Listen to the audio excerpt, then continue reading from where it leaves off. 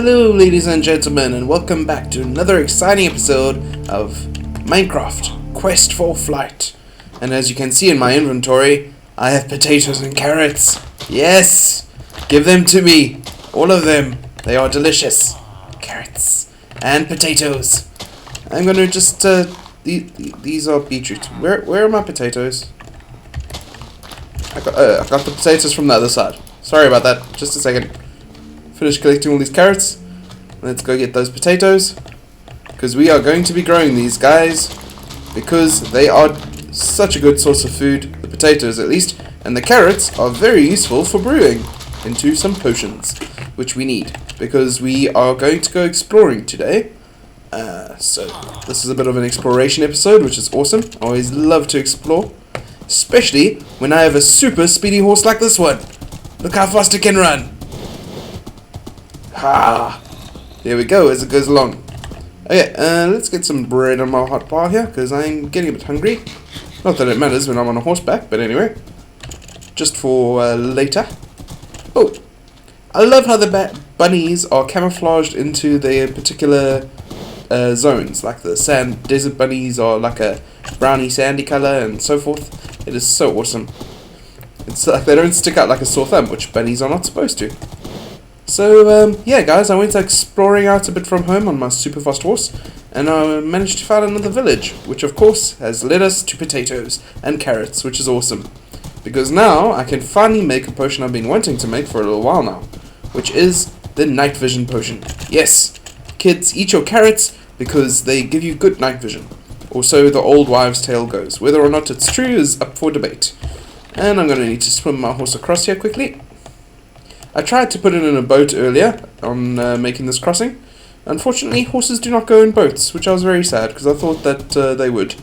It would have made my life so much easier. But anyway, let's carry on along this way, shall we?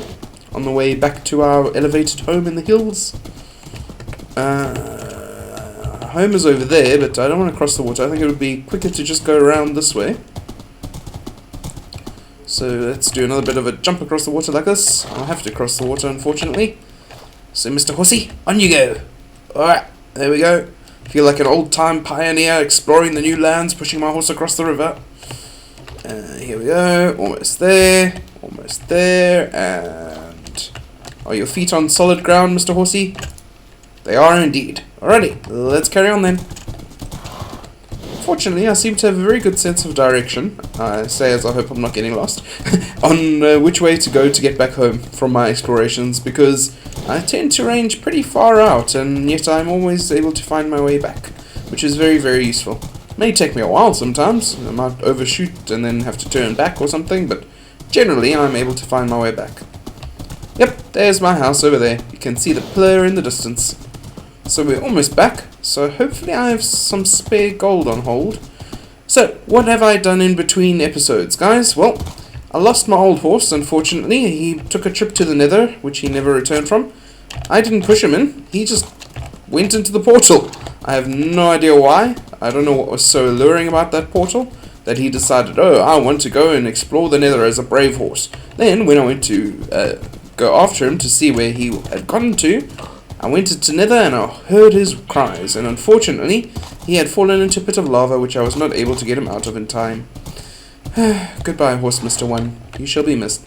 But, as a side note, this horse is amazingly fast.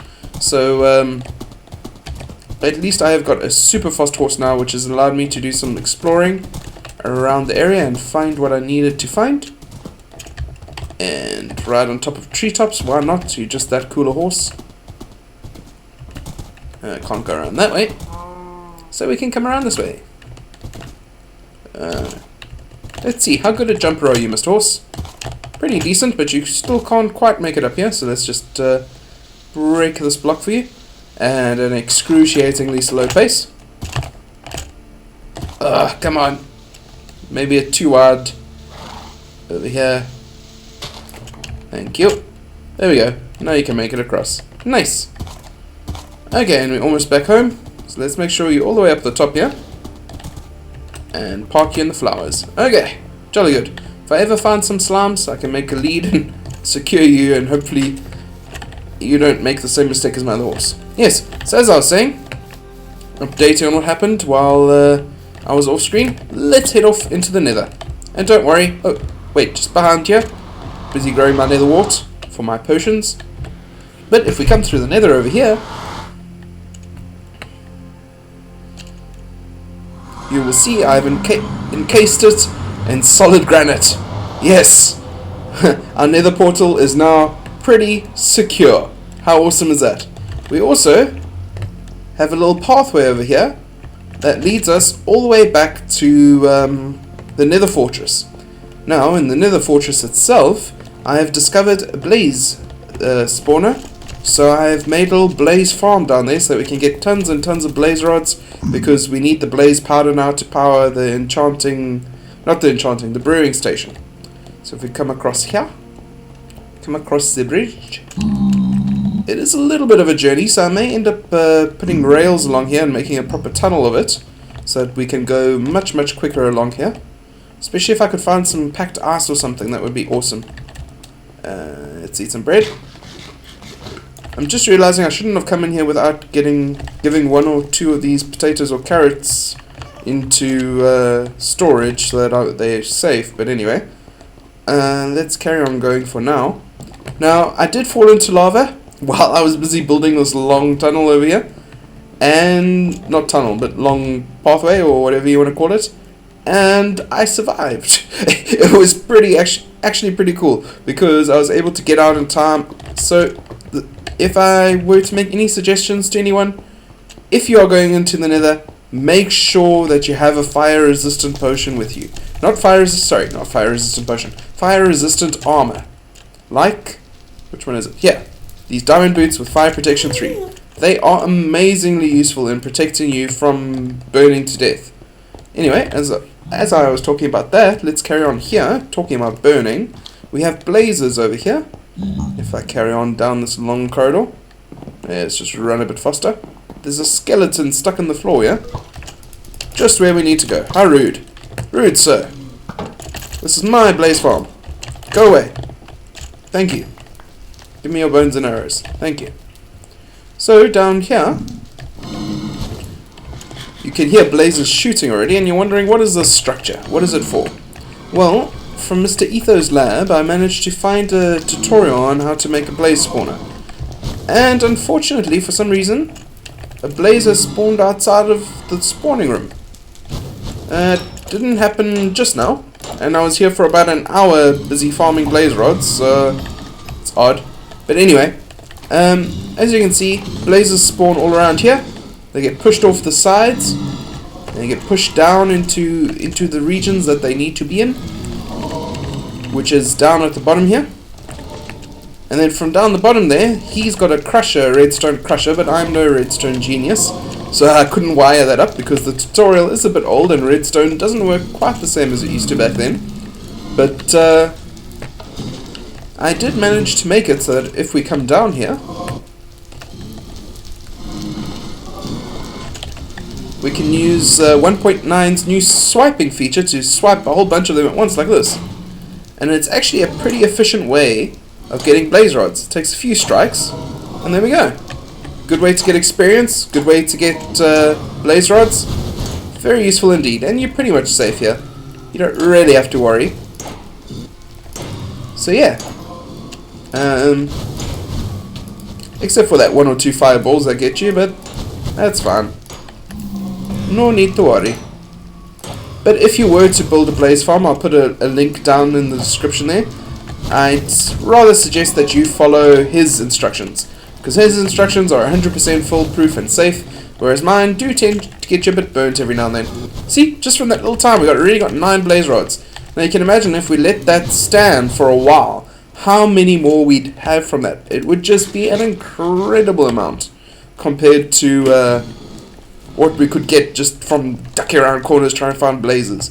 So yeah, I just wanted to show you guys what progress I've made in the Nether over here. So let's head back home, shall we?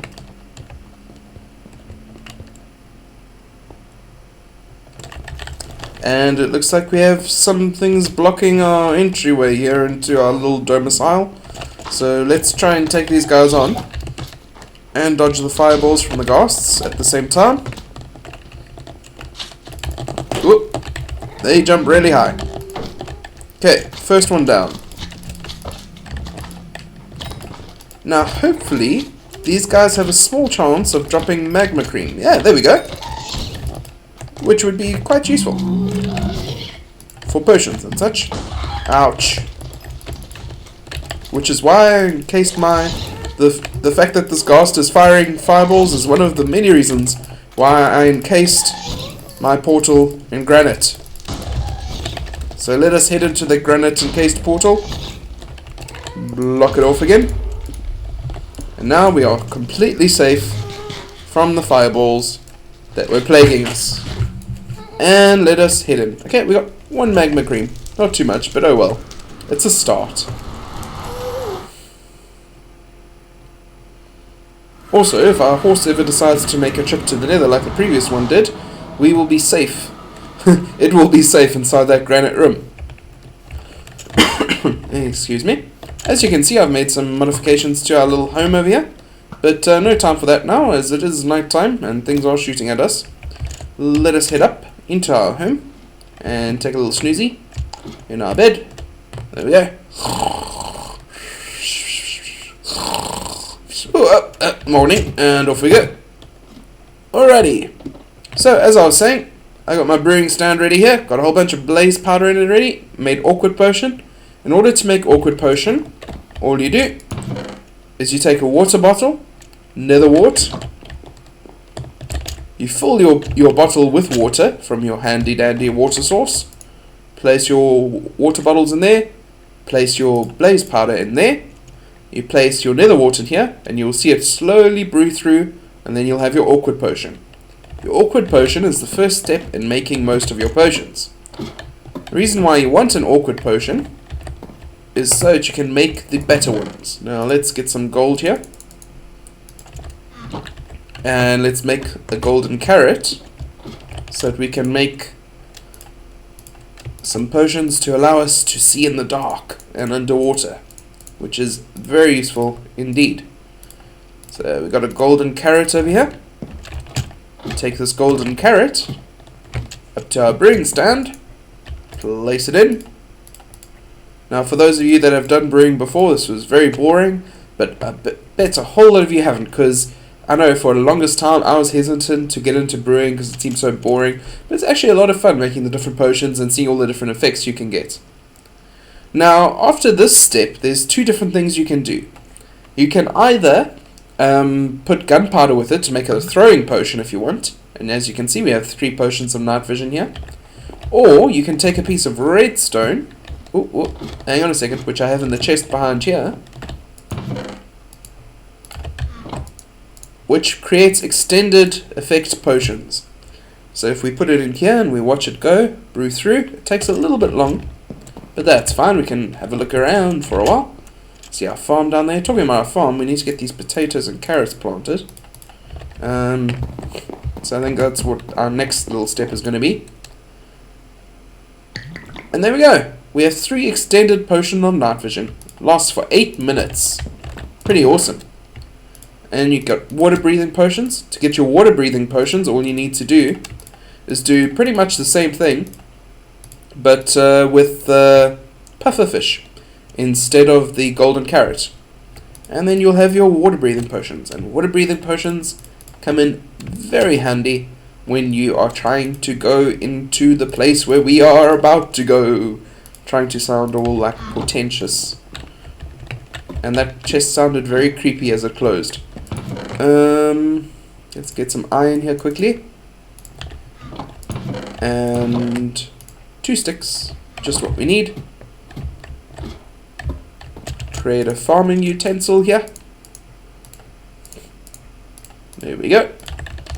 And then we can go and plant these carrots and potatoes. Ouch! Wow, that skeleton gave me a fright. Talking about farming here, and he's all there to harsh my bellow.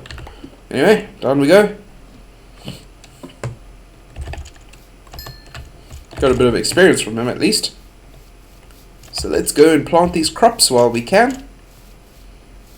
And I'll make extensions to the fenced area at some other stage. But for now, let's just plant it in here, I think. Yeah, that's what we will do for now. I'll extend the farm at some later stage. So let's plant carrots over here. Hello. Thank you. Carrots! Stop giving me carrots. No, actually give me lots of carrots. Because carrots are a good source of food. And then let's plant our potatoes in here, shall we? There we go. And ran out of potatoes, but that's just fine. Alrighty, so we got a whole bunch of crops now, guys. Take these carrots with us as a source for food on our little journey we're going to go on now. Because, as I was saying, we want to go and explore the underwater temples. That is why we have this water breathing. That is why we have this night vision. Because we are going to go and be explorers of the depths. Oh, and these redstone torches was when I was trying to fiddle around with redstone. Little to my knowledge that I didn't know how to actually do it. Oh well. Let's get all these in order here. There we go. Eat a carrot. And head off towards the water temple in the next exciting episode of